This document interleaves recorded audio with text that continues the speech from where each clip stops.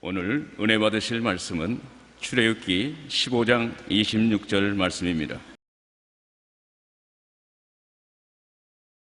이르시되 너희가 너희 하나님 나 야훼의 말씀을 들어 순종하고 내가 보기에 의를 행하며 내 계명의 귀를 기울이며 내 모든 규례를 지키면 내가 애굽 사람에게 내린 모든 질병 중 하나도 너희에게 내리지 아니하리니 나는 너희를 치료하는 야훼임이라. 아멘.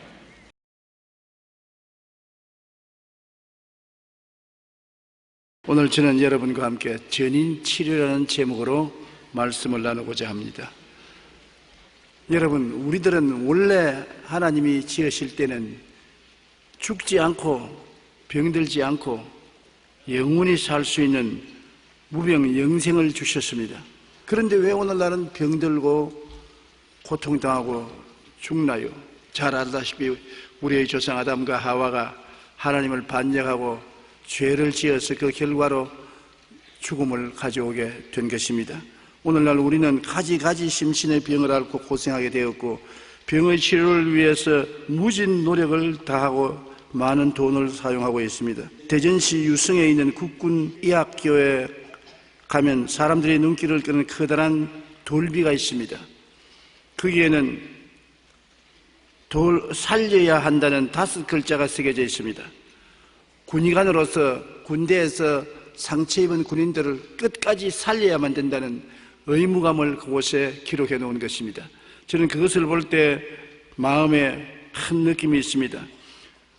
군의학교에 살려야만 한다고 슬로건을 붙여놓았으면 교회는 치료해야 된다 슬로건을 붙여야 될 것입니다. 아담의 타락 이후 우리는 갖가지 심신의 병으로 고통받게 되었고 병의 치료를 위해 무진 노력을 다하게 되었습니다.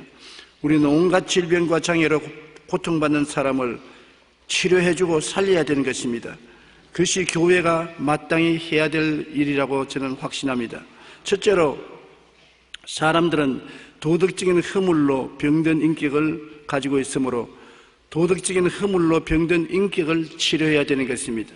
여러분, 이 세상에 흠이 없는 사람이 아무도 없습니다. 아무리 바깥으로 보기에는 밝고 맑고 환한 같아도 속 삶을 들여다보면 다 흠이 있고 점이 있고 모자란 점이 있습니다. 우리는 그것을 감추며 살지만은 하나님께서는 우리 모든 죄와 허물을 다 보고 계신 것입니다. 이 죄와 허물을 치료한다는 것은 사람 힘으로는 불가능합니다. 이 세상에 사는 그 자체가 죄입니다. 먹고 사는 그 자체가 죄입니다. 이 죄악의 홍수 속에 사는 우리들이 죄 없이 완전히 깨끗하게 산다는 것은 인간의 힘으로는 불가능하지요. 그렇기 때문에 영원하신 우리 주님이 십자가에 영원한 한 제사를 드려서 우리에게 영원한 용서를 허락해 주신 것입니다. 하루 동안의 용서만 주시면 내일은 어떻게 합니까? 어제만 용서를 주셨으면 오늘은 어떻게 하는 것입니까? 우리 인간은 유한한 존재이기 때문에 우리가 하는 일은 모두 다 한정되어 있지만은 예수님은 영원한 하나님으로 주님이 드린 제사는 영원한 제사인 것입니다. 두 번 다시 드릴 필요 없습니다. 한 제사로 영원히 주님은 우리의 죄와 허물을 청산해 주신 것입니다.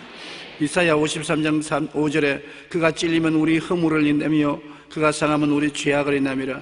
찔리고 상한 것은 허물과 죄악을 영원히 용서해 주신 것입니다. 로마서 3장 24절에 그리스도 예수 안에 있는 속량으로 말미암아 하나님의 은혜로 값없이 의롭다 하심을 얻은 자 되었나니라. 하나님의 은혜는 하루 이틀 주는 것이 아니라 영원한 은혜로서 우리는 그 은혜를 힘입어 의롭다함을 얻어 하나님 앞에 당당히 나설 수가 있는 것입니다. 그러므로 예수 믿으면 더 이상 우리가 드릴 재물이 없어요. 인간의 노력과 애씀의 재물이 필요 없습니다. 오직 믿음으로 예수님의 보혈로 우리는 영원히 용서와 의로움을 얻게 된 것입니다. 그러므로 죄와 허물은 예수님의 보혈로 씻음받고 용서받고 치료받게 되는 것입니다. 우리는 이 세상에 보면 알코올 중독, 도박, 거짓말, 음란, 도적질, 미움, 원한 등 인격에 병이 들어 스스로 씻어버리지 못하는 존재인 것입니다. 사람이 이런 병에 걸려 있으면 아무리 꾸짖어도 안 되고 정죄와 심판 등으로 변화시키지 못합니다. 그렇기 때문에 보세요. 형무소에 가서 형기를 마치고 나오자마자 또 도적질하고 거짓말하고 방탕하고 성범죄하고 그렇게 하는 것입니다.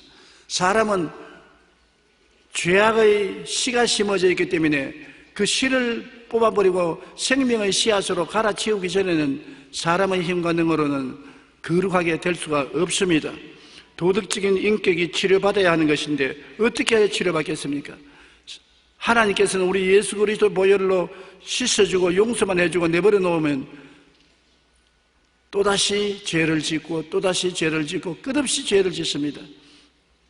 그 죄의 뿌리를 뽑아내는 유일한 길은 하나님의 성령이 오셔서 우리 속에 거하면서 죄의 뿌리를 뽑고 거룩한 씨를 심는 도리밖에 다른 도리가 없는 것입니다. 그러므로 안 믿는 사람과 믿는 사람의 다른 점은 안 믿는 사람 속에는 세상의 영, 악령이 들어있지만 예수 믿는 사람은 악령이 물러가고 하나님의 신 성령이 들어와 계신 것입니다. 성령이 우리 영으로 더불어 하나님의 자녀된 것을 증거한다고 성경은 말하고 있는 것입니다. 요한복음 7장 37절로 38절에 누구든지 목마르거든 내게로 와서 마셔라. 나를 믿는 자는 성경의 이름과 같이 그 배에서 생수의 강이 흘러내리라 하시니 이는 성도들이 받을 성령을 말한다고 말한 것입니다. 성령이 오셔야 우리의 속에 있는 죄성이 뽑혀나가고 허물이 뽑혀나가는 것입니다. 이는 힘으로도 안 되고 능으로도 안 됩니다. 성령이 와야 되는 것입니다. 성령의 은혜를 받아야 생각이 달라지는 것입니다. 꿈이 달라지는 것입니다. 믿음이 달라지고 말이 달라지고 행위가 달라지는 것은 성령님의 능력으로 말미암아 되는 것입니다. 그렇기 때문에 예수 믿음으로 말미암아 우리가 죄사함을 받고 인격적인 변화를 받고 치료를 받는 것은 하나님의 성령을 받아야 되는 것입니다. 그렇기 때문에 성령을 풍성히 부어주는 이유가 거기 있는 것입니다. 우리 예수 믿고 구원받은 사람은 주님께 부르짖으면 성령을 어느 곳에나 주십니다. 집에서 혼자 받을 수도 있고 길거리에 걸어가다가도 받을 수 있고 말할 필요 없이 교회에 와서 기도하다가 성령 받는 것은 당연한 이치인 것입니다. 그래서 성령이 오시면 성결에 이르고 변화가 다가오는 것입니다.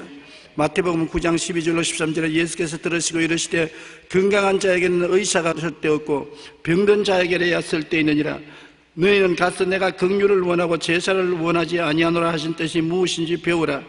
나는 의인을 부르러 온 것이 아니요 죄인을 부르러 왔노라 하시니라. 예수님이 의인을 부르러 오지 않고 죄인을 부르러 왔다 했습니다. 병자는 응원이 필요합니다. 다 건강하면 의사들이 굶어 죽어야 되는 것입니다. 오랜 세월 동안 의과대학에서 공부하고 시간과 노력을 투자한 것은 병자를 건강하게 할 뿐 아니라 자기의 일생의 꿈도 이루기 위한 것입니다.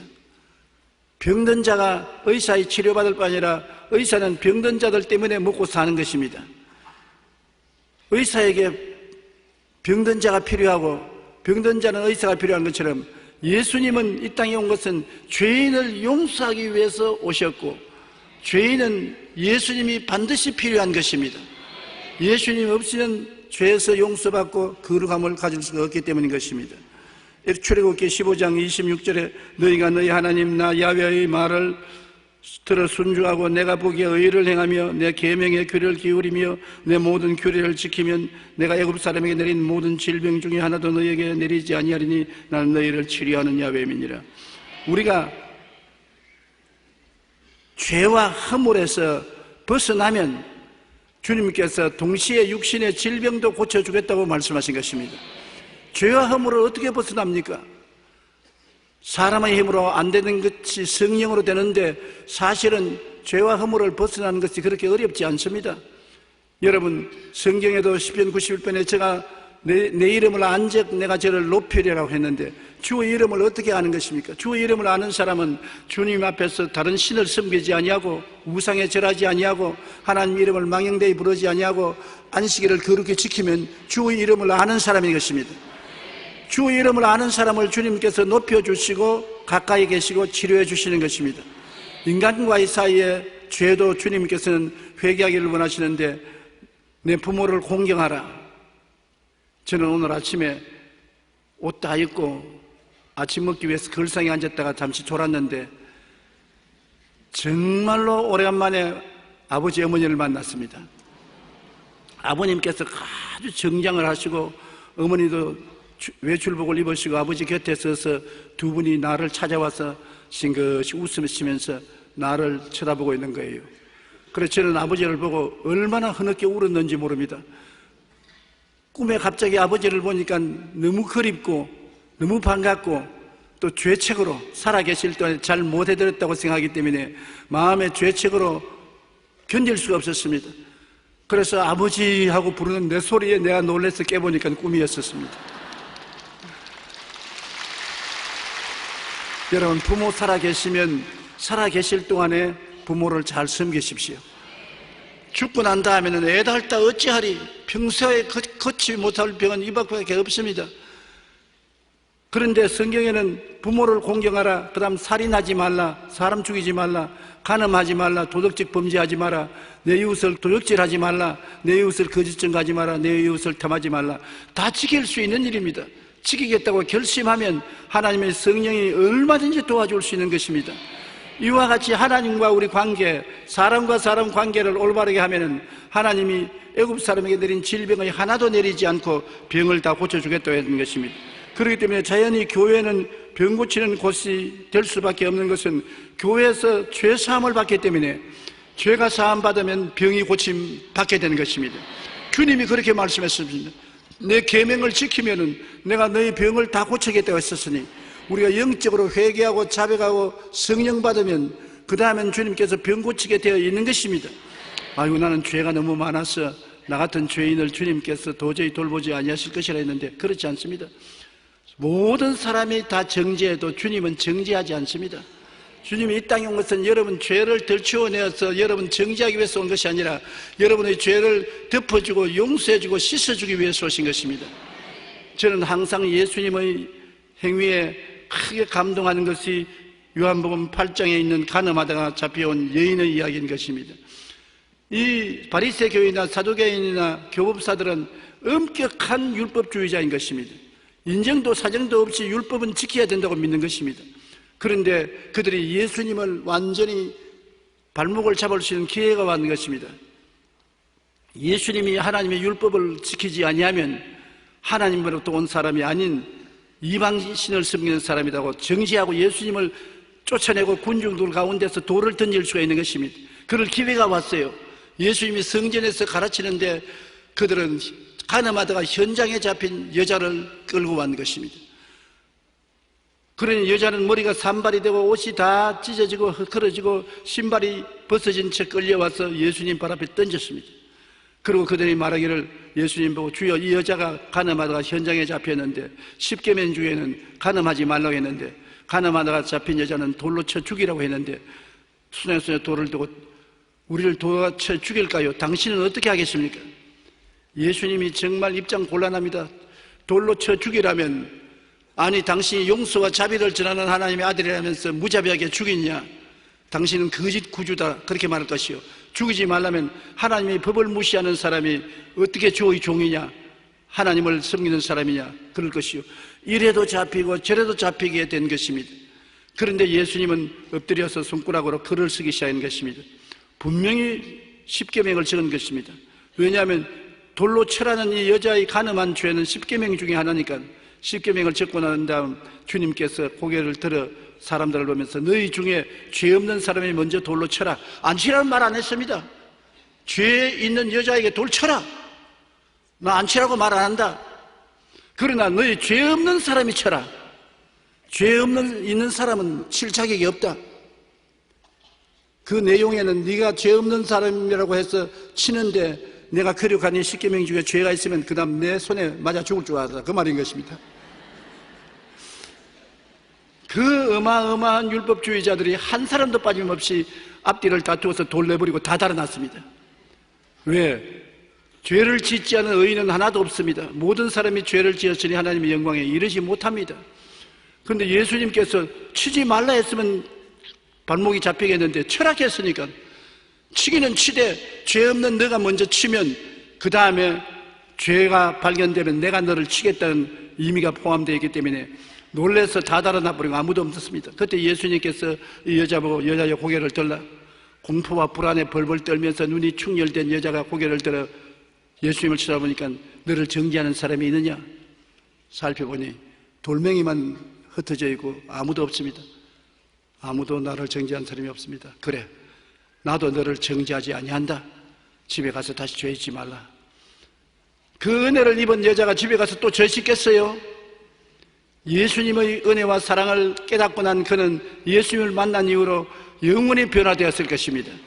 그리스도의 용서와 사랑과 은혜를 받고 나면 우리가 변화되는 것입니다. 그러므로 예수님은 은혜와 사랑을 통해서 우리를 변화시키기를 원하지, 우리를 정죄하고 심판하여 돌무더기 속에 들어가기를 원치 아니하는 것입니다. 그러므로 우리 주님 앞에 나오면 우리는 죄와 허물이 용서받고 죄와 허물을 따라온 질병조차 치료함을 받을 수 있는 은총을 얻게 되는 것이니, 교회는 바로 병 고치는 곳이요, 교회 간판은 우리는 치료하는 곳이라고 서붙여 놓아야 될 것인 것입니다. 여러분은 오늘 치료받을 수 있습니다. 예수님의 십자가 보혈로 죄와 허물이 용서받고 여러분의 삶이 주의 계명과 율법을 쫓아서 회개하면 나는 너희 병을 치료하는 여호와라고 주님 나타나시는 것입니다. 그러므로 머리끝부터 발끝까지 모두 다 치료받게 되기를 주님 이름으로 축복합니다. 둘째로 우리는 정신적인 건강의 치료를 받아야 되는 것입니다. 비정상적인 정신 상태는 정신에 나타난 병입니다. 사람이 육체에만 병이 드는 것이 아닙니다. 정신적으로도 병이 되는 것입니다. 사람이 정신적인 병은 눈에 안 보이는 병인데 엄청나게 고통스럽고 괴로운 것입니다. 병적인 부정적인 마음이 정신적인 병인데 무능력, 무기력, 패배주의, 고질적인 염려, 근심, 불안, 초조, 우울증 등은 모두 다 치료받아야 되는 것입니다. 이런 사람을 보고서 너는 무능력하고 무기력하고 패배주의고 염려, 근심, 불안, 초조의 노예가 되고 미움과 원한의 치료자 고통 속에 있는 사람이라고 욕을 하면 안 됩니다. 비난이나 비평이 아니라 그런 사람들은 치료를 받아야 되는 것입니다. 치료가 필요한 사람인 것입니다. 잠언서 17장 22절에 마음의 즐거움은 양약이라도 심령의 근심은 뼈로 마르게 하느니라. 마음의 즐거움은 엔돌핀이 나오기 때문에 치료가 넘쳐나지만은 마음의 근심은 뼈가 마르는 것입니다.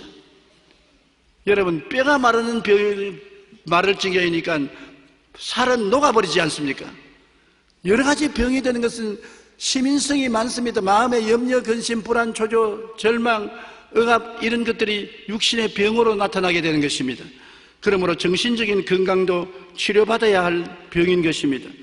사도행전 10장 38절에 하나님이 나사렛 예수에게 성령과 능력을 기름 붓듯 하였으며 저가 두루 다니시며 선한 일을 행하시고 마귀에게 눌린 모든 사람을 고치셨으니 이는 하나님이 함께 하심이라. 마귀가 사람을 누릅니다.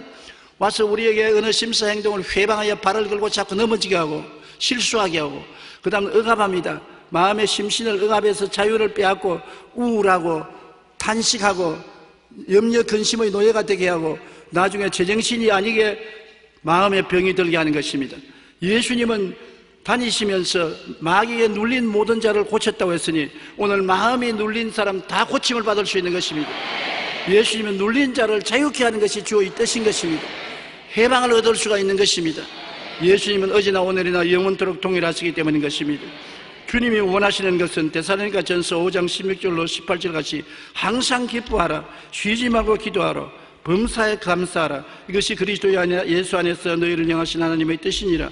늘 기뻐하고 늘 기도하고 늘 감사하는 삶, 이것을 원하시지 마음의 슬픔이 꽉 들어차고 염려 근심이 짓누르고 불평 원망 탄식 미움 원한이 꽉 들어찬 삶을 원치 아니하는 것입니다. 미국 시카고의 한 교회 학교에 허름한 복장을 한 소년이 들어왔는데 아무도 관심을 갖지 않았습니다. 이 아이는 긴장한 얼굴로 마음에 굉장히 적대심을 가지고서 교회에 들어왔는데 교회 학교 교사가 그를 안아서 뺨을 비벼주고 잘 왔다, 우리 교회 잘 왔다, 그러고 난 다음 또닥거려 주었습니다. 그러니 이 소년이 언제나 교회에 오는 것을 기다렸다가 교회에 오면 그 교사를 찾았고 그 교사는 손을 만져서 비벼주고 안아주고 머리를 쓰다듬어주고 격려해 주었습니다. 이 소년은 마음이 병든 소년이었습니다. 집에 아버지가 알코올 중독자가 되어서 술을 먹고 와서 가슴을 다 파괴하고 엄마를 때리고 자기를 발길로 차고 그래서 이 소년은 학교 교육도 못 받고 길거리에 돌아다니면서 죄나 짓는 그런 소년이었는데 자기를 사람 대우해 주는 것은 교회 학교 선생밖에 없었습니다. 그래서 교회 학교 선생으로 말미암아 그가 마음에 변화를 입었습니다. 차디찬 세상에서 교회 오면 마음에 따뜻함을 입었었습니다. 그러자 날이 갈수록 꽁꽁 얼어붙은 그 소년의 마음이 녹아져서 나중에 미국이 아는 세계적인 부흥사가 됐습니다. D.L. 무디라는 수십만 명을 주께로 이끌어가는 위대한 부흥사가 된 것입니다. 여러분, 사람의 마음은 사람이 고쳐줄 수 있는 것입니다. 존 템플턴이란 위대한 목사는 이렇게 말했습니다. 우리가 다른 사람에게 줄 수 있는 가장 큰 선물은 순수한 관심이라는 것을 잘 기억해야 한다. 사람이 이웃에 관심을 기울여 준다는 것은 굉장히 큰 은혜인 것입니다. 사랑이라는 것은 뭡니까? 관심을 기울이는 것입니다. 남편이 아내를 사랑하면 아내에 대한 관심을 기울이고, 아내가 남편을 사랑하면 남편 넥타이에 먼지 묻은 것 하나 틀어주는 관심을 기울이는 것입니다. 부모가 자식에게 관심을 기울이고 자식을 돌보고, 자식이 부모를 돌보는 것도 부모의 행복에 대한 관심을 기울일 때인 것입니다. 교회는 서로 관심을 기울이는 것이지 서로 기피하게 만들고 외롭게 만들고 깝대기 벗기고 욕하는 것이 교회가 아닙니다. 오늘 교회가 치료하는 곳이 되는 것이 아니라 상처 입히는 교회가 되는 것을 크게 우려해 마지 않습니다. 교회 오면 맑은 사람도 병신 만들어 버리거든요. 왜냐하면 구역 예배나 지역장 예배나 예배에 가서 자기 스스로를 사람들에게 알리고 나면 모두 다 뒤에 가서 헐뜯고 빨가벗기는 일에 전문을 하는 곳이 교회인 것입니다. 교회는 사람을 치료해주고 용서해주고 덮어주고 안아주고 관심을 기울이는 것이 교회가 되어야 되는 것입니다.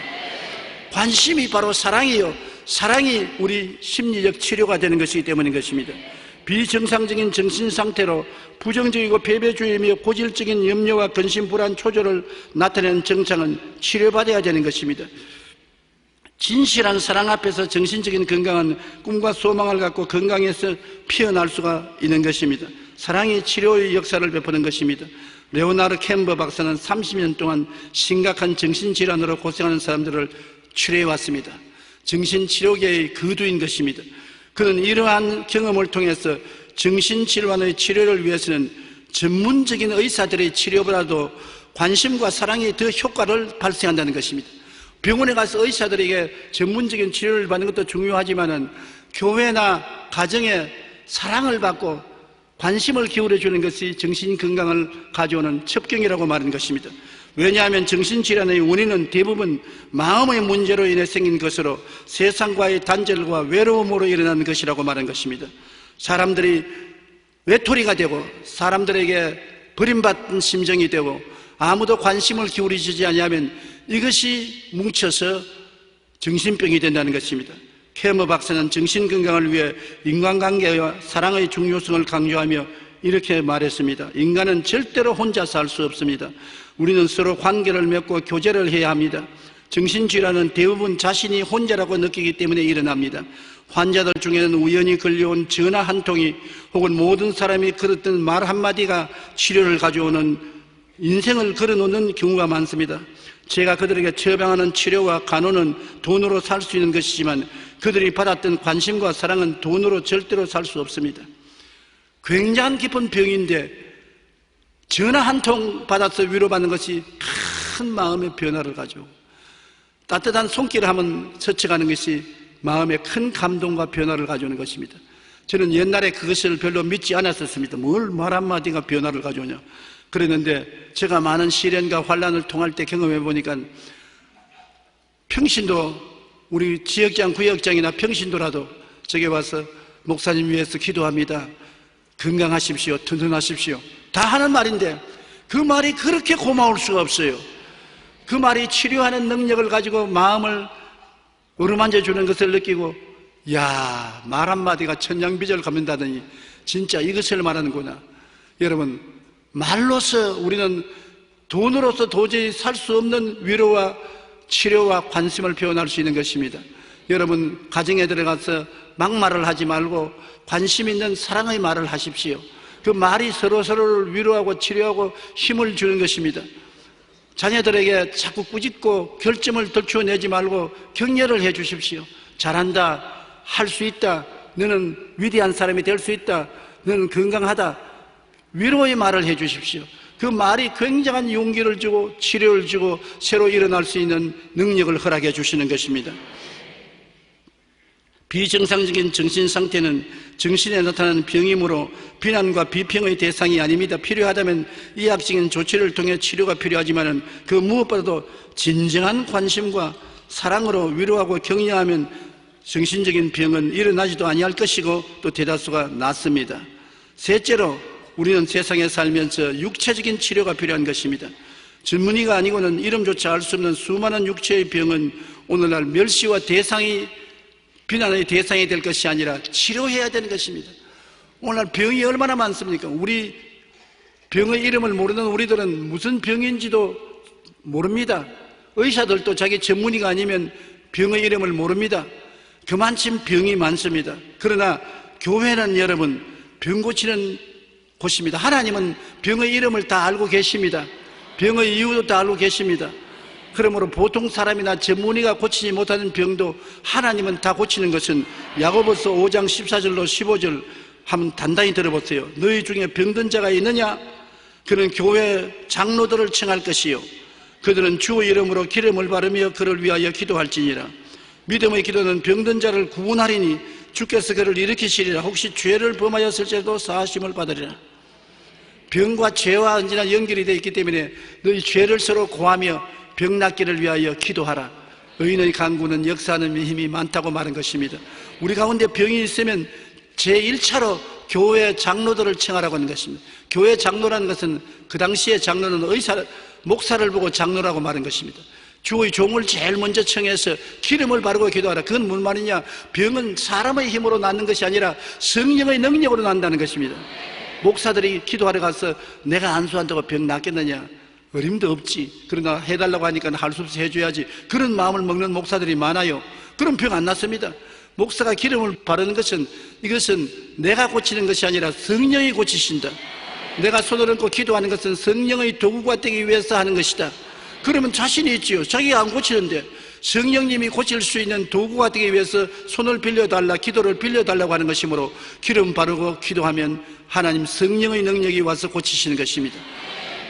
하나님의 성령께서는 병 고치는 영이신 것입니다. 우리에게 죄를 회개시켜서 변화시킬 뿐 아니라 몸에 병을 고쳐서 건강을 주는 것이 성령의 역사인 것입니다. 성령이 있는 곳에는 병 고침이 반드시 있습니다.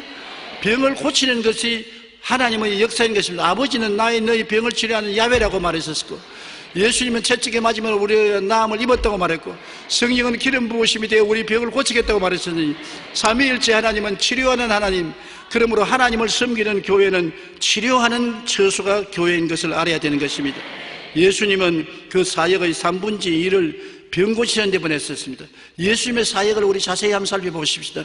마태복음 4장 23절로 24절에 예수님께서 온 갈릴리에 두루 다니사 그들이 회당에서 가르치시며 천국 복음을 전파하시며 백성 중에 모든 병과 모든 약한 것을 고치시니 그의 소문이 온 소리에 퍼진지라. 사람들이 모든 앓는 자 곧 각종 병에 걸려서 고통당하는 자, 귀신 들린 자, 간질하는 자, 중풍병자를 데려오니 그들을 고치시더라. 주님이 모든 병과 모든 약한 것을 다 고치시고 모든 앓는 자들이 예수께 다 왔다고 말한 것입니다. 그러면 예수 그리스도는 어제나 오늘이나 영원토록 동일하다고 말씀하셨고, 너희 두세 사람이 내 이름으로 모인 곳에는 나도 너희 가운데 있겠다고 말하셨으니 이 자리에 예수님이 있는 것을 믿으시면 아멘 하십시다. 아멘 했습니다. 그러면 예수님이 계시면 예수님은 모든 병정자와 모든 앓는 자를 고치기 위해서 와 계시는 것입니다. 그걸 믿어야 돼요. 오늘 우리가 병든 자는 자원 주님께 고쳐달라고 기도하고 믿어야 돼요. 주님께서 기적을 베풀어 주시는 것입니다. 예수님은 자기만 고치는 것이 아니라 제자들에게도 복음 전할 때 반드시 병을 고치라고 명령했습니다. 마태복음 10장 1절로 8절에 예수께서 그의 12제자를 부르사 더러운 귀신을 쫓아내며 모든 병과 모든 약한 것을 고치는 권능을 주시니라.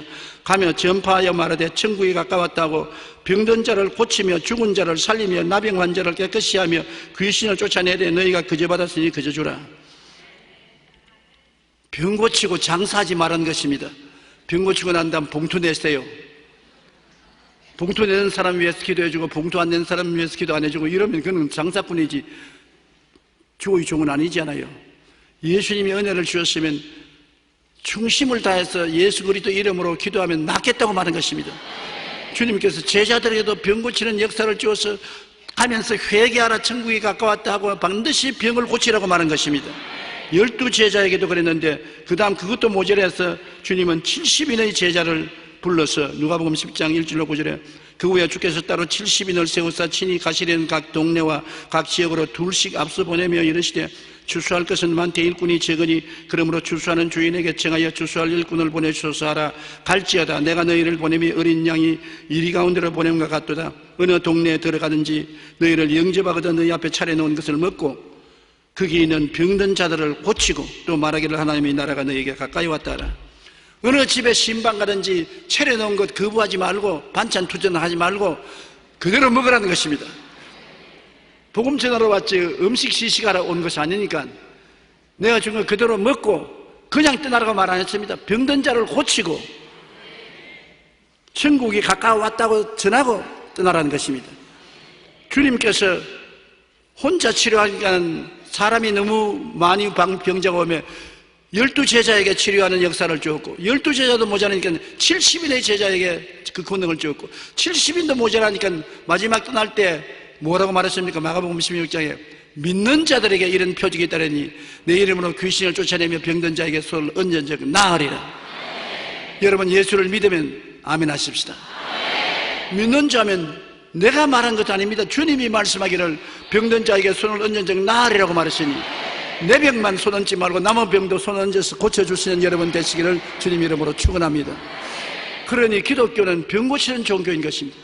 이래도 병 고치고 저래도 병 고치고 앉아도 병 고치고 서도 병 고치고 교회 와도 병 고치고 신방 가도 병 고치고 동리에 가도 병 고치고 어디 가도 병 고치라고 주님께서 말씀하시는 것입니다. 그러므로 영혼의 병인 죄도 고치고 마음의 병인 심리적 병도 고치고 육체적인 병도 고쳐야 되는 것입니다.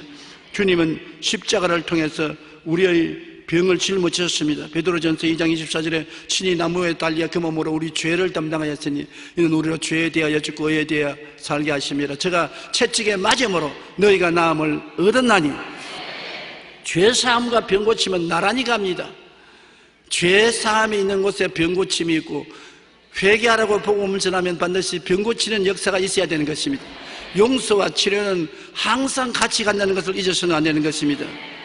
데살로니가 전서 5장 23절에 평강의 하나님이 친히 너희를 온전히 거룩하게 하시고 또 너희 영혼과 몸이 우리 주 예수 그리스도의 강림하실 때 흠없게 보존되기를 원하노라. 영만 주님 영접하기를 원치 않습니다. 혼, 즉 마음도 고침을 받고 육체도 고침을 받고 전인 구원을 받아서 영혼이 잘됨같이 범사에 잘됨에 강건해서 주님을 맞이하라는 것입니다. 최근 영국 학자들의 연구에 의하면 사랑의 감정을 많이 경험한 사람일수록 면역성이 높아 감기에도 안 걸린다는 것입니다. 미국의 한 연구에서 신체 접촉이 스트레스를 완화시키고 혈압과 맥박을 정상화시킨다는 것을 실험으로 입증했습니다. 미국 캘리포니아에서 정신건강상담원으로 일하는 캐들린 키딩이라는 간호사는 포옹요법을 개발하여 고통과 근심, 절망 가운데 있는 상처받은 사람들을 치료해 화제가 되었습니다. 최근엔 포옹요법은 미국의 대형 종합병원 간호사 훈련 과정에 포함되어 있습니다. 캐들린 카운팅은 포옹요법에 대해 이렇게 말했습니다. 포옹요법이란 환자를 안아주는 것입니다. 등을 쓸어주고 두들겨주는 것입니다. 포옹은 기분 전환에 좋고 외로움을 없애주며 두려움을 이기게 해줍니다. 자부심을 갖게 하고 이웃을 사랑하게 합니다. 욕구 불만으로 많이 먹는 사람에게 식욕을 줄여주고 알코올 및 약물 중독자에게 안전한 즐거움을 선사합니다. 특히 포옹은 맞벌이 부부, 아이들의 애정결핍증을 치료하는 데 큰 도움을 주어서 시간이 날 때마다 아이들을 안아주면 아이의 상실감을 치료하는 데 큰 효과가 있다고 말하고 있는 것입니다. 오스트라리아에서는 칸가루 요법이라고 말합니다. 칸가루는 배 주머니가 있어서 새끼를 배 주머니에 넣고 다니지 않습니까? 왜 칸가루 요법이라면 어느 부인이 쌍둥이를 낳았는데 쌍둥이 중에 하나가 죽었어요. 그래서 의사가 부인 아들이 죽었습니다. 그러니까 부인이 와서 그 죽은 아들을 품에 안고서 이렇게 흔들어 주니까 살아나 버렸었어요. 완전히 심장의 맥박이 거치고 죽었는데 어머니가 끌어안아 주니까 그 포옹으로 말미암아 살았으므로 그 살은 것을 그 의사가 강가루 요법이라고 이름을 붙였습니다. 그래서 병든 자는 어머니가 안아주면 낫는다, 품어주면 낫는다. 왜냐하면 그를 통해서 친근함과 사랑이 전달되어서 치료하는 것입니다. 그런데 하물며 예수님은 십자가에서 수고하고 무거운 짐자들은 다 내게로 오라, 내가 너희를 쉬게 하겠다. 십자가에서 안아주는 예수님이신 것입니다. 예수님께 안길 때 우리 영혼이 잘 되고 범사에 잘 되며 강건하게 되지 않을 수가 없는 것입니다. 최근 터드 화이트라는 미국의 거리의 치유 사역이 길거리에서 예수님 이름으로 질병을 고치는 동영상이 많은 사람들에게 큰 은혜와 감동을 주고 있는 것입니다. 미 해병대에서 군대 생활을 못하고 쫓겨나고 그 다음에 22년 동안 마약 중독과 빠져 무신론자였던 그가 어느 날 시편 23편을 혼자 읽다가 크게 감동을 받아 성령이 임하여서 회개하고 예수를 믿고 알코올 중독에서 해방되고 건강을 얻어서 길거리에 나가서 너무나 기뻐서 오는 사람 가는 사람 붙잡고서 기도를 해 주었어요.